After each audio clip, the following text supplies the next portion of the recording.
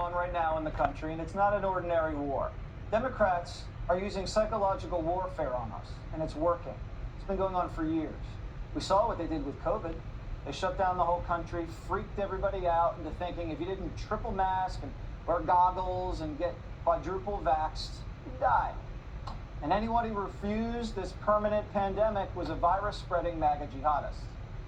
Then Joe Biden, who campaigned on being a uniter, did it again last month. And he told his base that Republicans are the biggest threat to the country. Donald Trump and the MAGA Republicans represent an extremism that threatens the very foundations of our republic. MAGA Republicans do not respect the Constitution. They do not believe in the rule of law. They do not recognize the will of the people. MAGA Republicans have made their choice. They embrace anger. They thrive on chaos. They live not in the light of truth, but in the shadow of lies. He convinced half the country the other half's a bunch of fascists, and they don't deserve anyone's respect. Next step, diagnose all of them as mentally ill.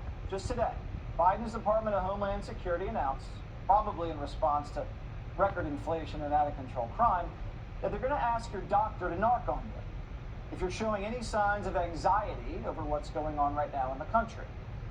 What happens when the government finds out you're really anxious? Do you really want to find out? And while they're doing it, they'll help Big Pharma get rich by just prescribing you a bunch of drugs.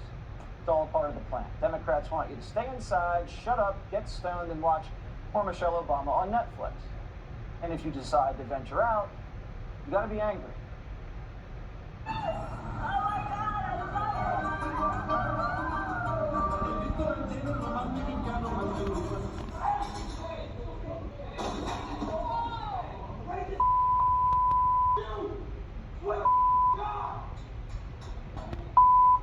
But it's Republicans who are the problem, right?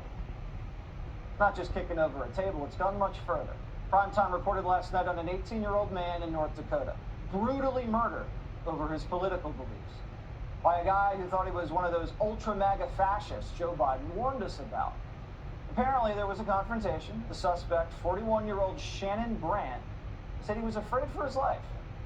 So he ran the Republican kid over with his truck.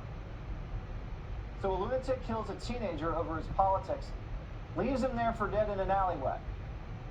No one's talking about the story. Are they going to diagnose Shannon Brandt with a mental illness? I mean, he sounds like he has MAGA derangement syndrome, but they won't.